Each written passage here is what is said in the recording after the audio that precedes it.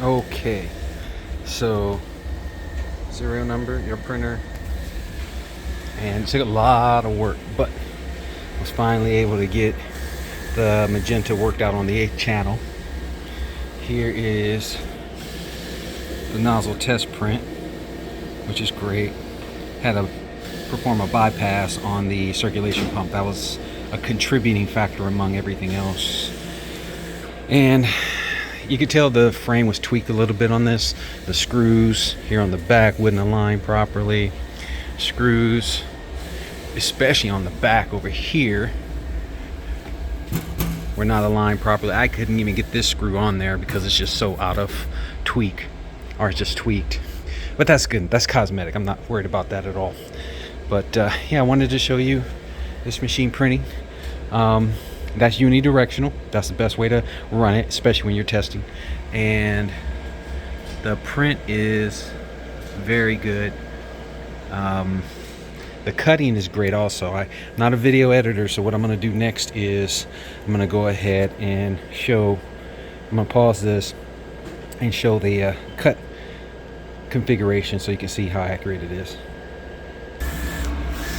Alright, so the machine is going to do a print cut adjust, and with any success it'll come out very accurate. I've already adjusted it.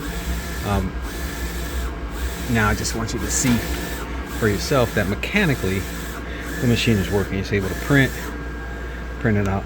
A couple of nozzle tests, and we'll wait for it to cut in just a few moments.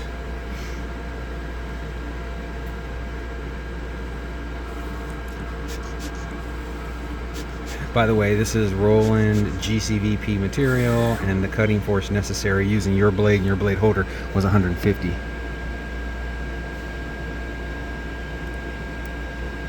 we go. Perfect. All right. Now we'll do crop cut, test print. So to print a crop mark, scan it with the sensor and it'll cut it.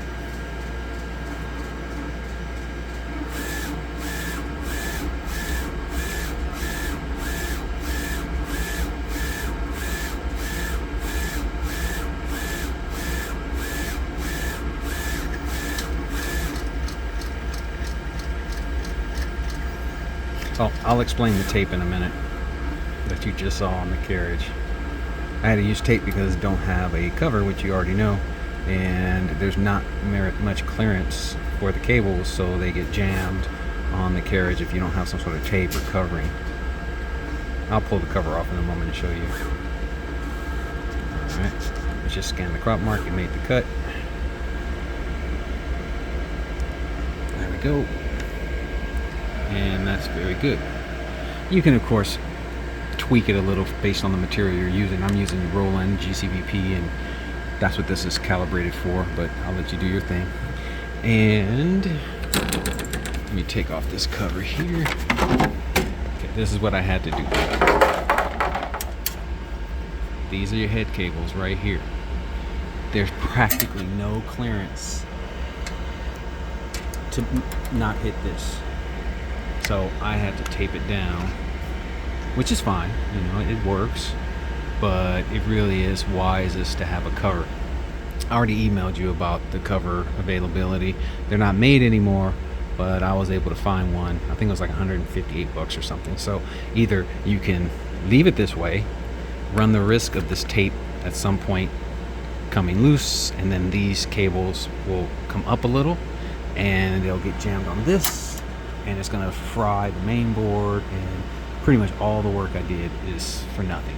At that point, don't spend any more money, just buy a new machine. But I suspect you'll be okay. But you need a cover, or you'll have to secure these even better, maybe better than I did. But this is pretty good. I'm not unhappy with this. And that's about it. So it is printing, dual CMYK.